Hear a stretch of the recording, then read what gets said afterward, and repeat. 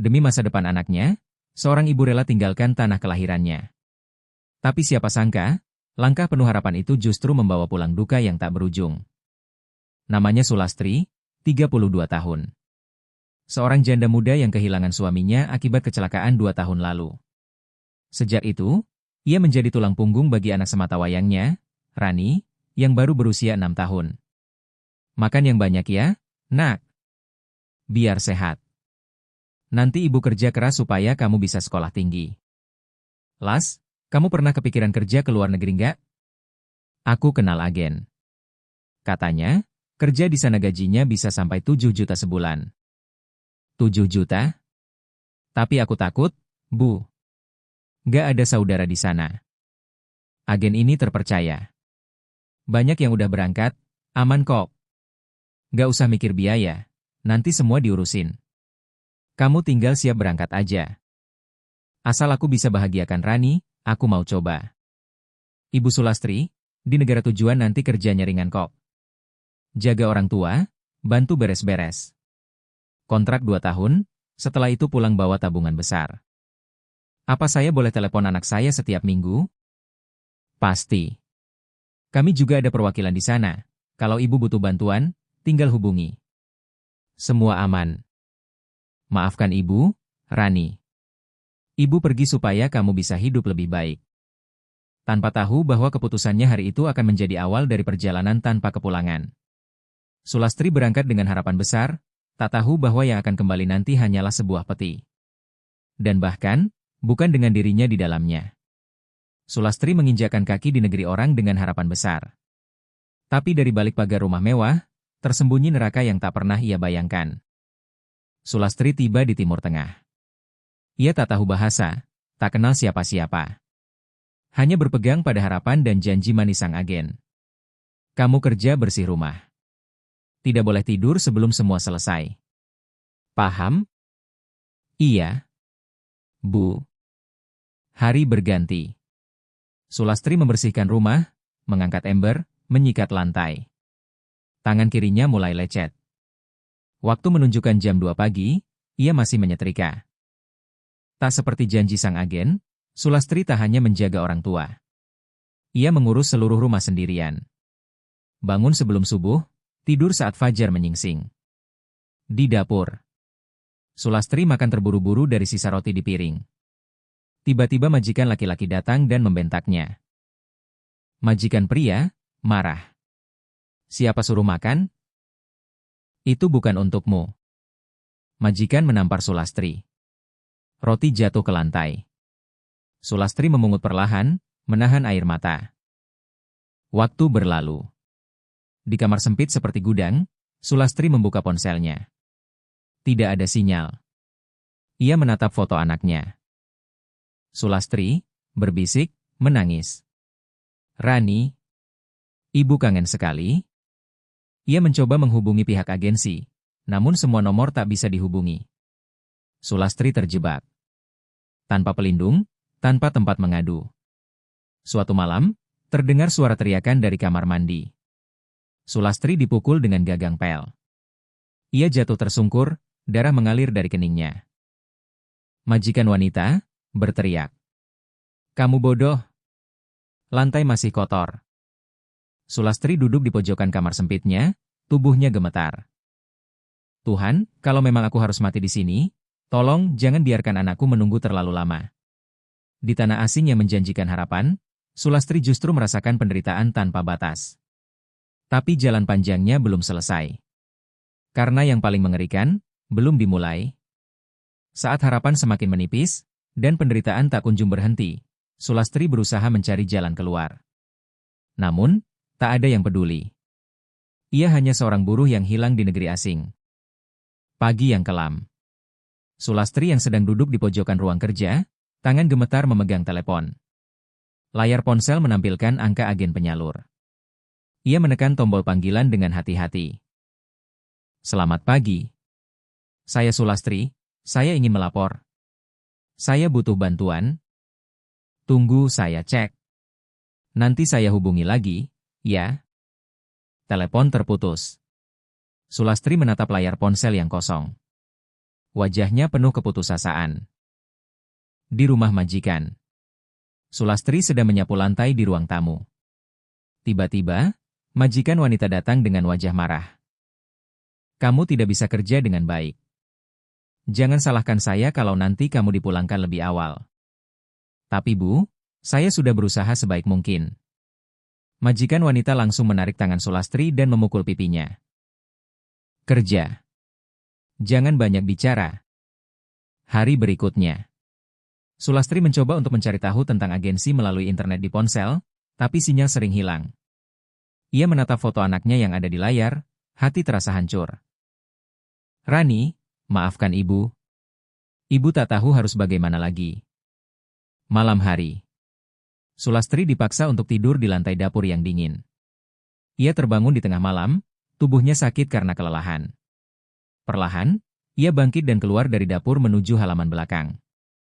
Ia melihat sekeliling, tak ada yang peduli. Sulastri, dalam hati, penuh rasa takut dan lelah. Jika aku kabur, apakah aku bisa selamat? Kalau aku mati di sini, siapa yang akan mencari? Tiba-tiba terdengar suara langkah kaki. Sulastri terkejut, ia segera masuk kembali ke dalam rumah dan berbaring. Suara langkah kaki itu datang dari kamar majikan. Majikan pria berteriak dari dalam kamar. Kamu tidak akan bisa kabur dari sini, perempuan bodoh. Pagi hari, Sulastri kembali bekerja tanpa ada waktu untuk istirahat. Di tengah rutinitas yang menjemukan, ia merasa terperangkap dalam kehidupan yang tak pernah ia bayangkan sebelumnya. Sulastri tak tahu lagi harus berbuat apa. Ia telah mencoba menghubungi agen, namun tak ada yang peduli. Bahkan, ia mulai meragukan apakah agen itu benar-benar ada untuk membantu, atau hanya untuk mengambil keuntungan dari orang-orang seperti dirinya. Sulastri berjalan di lorong rumah, wajahnya lelah. Ia berhenti sejenak melihat foto anaknya yang terpasang di dinding, berharap dapat merasakan kedekatannya. Rani, Ibu tidak akan berhenti berjuang. Ibu akan kembali meskipun aku tidak tahu kapan. Kehilangan harapan adalah hal yang paling menakutkan, karena itu berarti tak ada lagi alasan untuk bertahan. Namun, meskipun terperangkap dalam kegelapan, Sulastri masih memegang satu harapan terakhir. Anaknya, yang ada di rumah, menunggu dengan setia. Ketika rasa sakit menjadi makanan sehari-hari, dan harapan tak lagi punya bentuk, satu-satunya pilihan yang tersisa adalah lari. Tapi bagi Sulastri, jalan keluar justru membawa ke dalam jebakan yang lebih kelam. Suasana malam. Sulastri duduk di sudut kamar, napasnya pelan dan matanya menatap kosong. Perlahan ia membuka jendela kecil yang hanya cukup untuk satu orang dewasa merangkak keluar. Setelah berbulan-bulan disiksa, dikunci, dan tak diberi hak bicara, malam itu Sulastri akhirnya memutuskan satu hal, ia akan kabur. Sulastri menggenggam tas kecil berisi baju dan satu foto anaknya. Ia menuruni pagar belakang rumah, kakinya luka terkena kawat. Tapi ia terus berjalan, menyusuri jalanan gelap. Sulastri, dalam hati. Tolong, Tuhan tuntun aku keluar dari neraka ini. Beberapa menit berjalan kaki di jalanan sepi, ia bertemu sebuah toko kecil yang masih buka. Dengan bahasa tubuh, ia mencoba menjelaskan bahwa ia butuh bantuan. Pemilik toko, seorang pria parubaya, tampak bingung. Help me. Indonesia kerja kabur sakit. Pria itu mengangguk, lalu berpura-pura menelpon polisi. Sulastri tersenyum lega. Tapi senyumnya tak bertahan lama. Tak lama kemudian, dua pria berseragam datang dan langsung membentak Sulastri dalam bahasa yang tak dimengerti. Tidak, tolong, saya disiksa, saya tidak mau kembali ke sana. Tanpa jendela. Seorang wanita dari agensi lokal datang beberapa jam kemudian. Kamu bikin malu. Lari dari majikan itu pelanggaran kontrak. Kamu harus tetap kerja. Kalau tidak, siap tanggung risikonya. Tolong, saya disiksa, saya cuma mau pulang. Kami yang punya paspor kamu. Kamu tak bisa pulang sebelum 2 tahun selesai. Hari berikutnya, Sulastri dikembalikan ke rumah majikan. Tapi kali ini lebih parah. Ia dikunci dalam kamar kecil, diberi makan hanya sekali sehari. Kamu pikir bisa kabur seenaknya? Sekarang, kamu kerja 2 kali lipat. Sulastri menangis diam-diam, pelipisnya luka, tubuhnya semakin kurus. Ia memeluk erat foto Rani di dadanya. Rani, Kalau ibu tak bisa pulang, tolong jangan lupakan ibu. Ibu Sulastri duduk di serambi rumah sambil menatap langit sore. Di sampingnya, Rani menggambar sesuatu. Gambar seorang ibu dan anak kecil saling bergandengan tangan. Nek, ibu pulangnya kapan ya? Sebentar lagi, nak sebentar lagi. Sulastri mencoba lari dari neraka, tapi ia justru dilempar kembali ke dalamnya. Kini bukan hanya tubuhnya yang terpenjara, tapi jiwanya pun mulai mati perlahan. Ketika tak ada lagi tempat berlari, dan dunia terasa menutup diri, tubuh perlahan menyerah. Tapi yang lebih menyakitkan adalah saat jiwa tak lagi punya alasan untuk bertahan. Suasana pagi yang muram.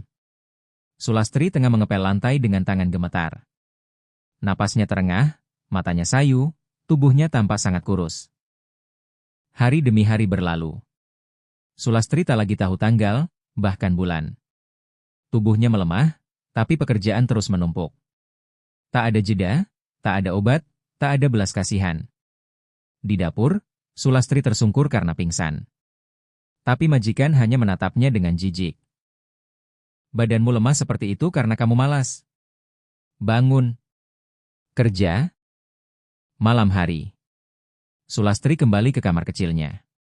Ia batuk keras, darah sedikit keluar dari mulutnya. Ia panik, tapi tak bisa berbuat apa-apa. Dengan gemetar, ia menulis sesuatu di selembar kertas robek. Kalau aku mati di sini, tolong kirim surat ini ke anakku. Ia menyelipkan surat itu ke dalam lipatan foto Rani dan menyimpannya di dalam pakaian dalamnya. Di desa, sang ibu merasa gelisah. Ia mencoba menghubungi nomor agensi, tapi tak pernah tersambung. Sulastri sudah lebih dari 8 bulan tak beri kabar. Biasanya dia sempat telepon meski sebentar. Kamu harus lapor ke dinas, Bu. Ini sudah nggak wajar. Di luar negeri, majikan kini makin brutal. Sulastri dipaksa bekerja sambil demam tinggi. Suatu hari, ia terjatuh saat sedang menjemur pakaian, pingsan dan tak sadarkan diri. Kalau dia mati, kita cari TKW baru saja. Sulastri dibawa ke klinik kecil tanpa identitas resmi. Dokter mencatat kondisinya, berat badan turun drastis, infeksi paru, anemia parah. Kalau dia tak dirawat benar, dia bisa meninggal dalam waktu dekat. Tapi malamnya, Sulastri sudah kembali ke rumah. Ia dibaringkan begitu saja di lantai. Tak diberi obat, tak diberi air. Sulastri, lemah, menatap langit-langit. Rani, ibu minta maaf kalau nanti ibu nggak bisa pulang. Tubuh Sulastri yang kian tak bergerak. Hanya suara jam berdetak pelan. Lalu gelap. Tubuhnya telah menyerah, tapi cinta seorang ibu tetap menggema sampai nafas terakhir. Dan di desa kecil, seorang anak masih menunggu, tak tahu bahwa pelukan ibunya mungkin takkan pernah ia rasakan lagi. Saat tubuh yang hilang akhirnya kembali ke tanah air, semua berharap kejelasan. Tapi apa yang datang bukan kepastian, melainkan teka-teki yang menyayat hati, peti jenazah tanpa jenazah di dalamnya. Setahun lebih sejak kepergian Sulastri, dan tak satupun kabar jelas yang diterima.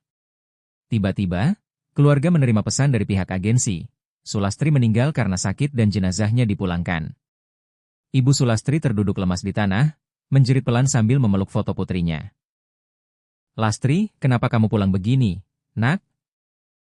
Warga membantu membawa peti ke dalam rumah. Tapi saat dibuka untuk dimandikan, semua orang terkejut. Tetangga kaget. Loh, ini kosong? Adegan tegang. Di dalam peti hanya ada beberapa kain, selembar kertas keterangan dari rumah sakit luar negeri dalam bahasa asing, dan tas kecil berisi pakaian kotor. Tak ada jenazah. Ketua RT bingung. Ini bagaimana bisa? Mana jenazahnya? Ibu Sulastri gemetar, membuka tas kecil milik Sulastri.